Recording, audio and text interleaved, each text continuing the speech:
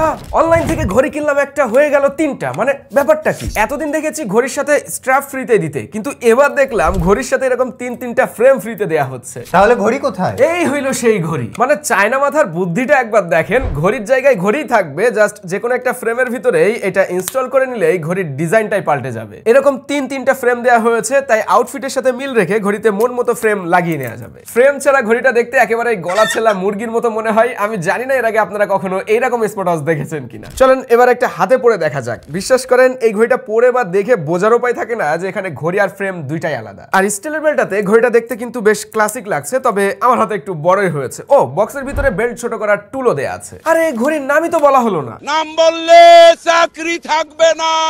এতক্ষণ আপনারা দেখছিলেন ওরাইমোর অজ প্রো এক্স, আর এই ঘড়ির দাম মাত্র 15,575 টাকা। 575 টাকা।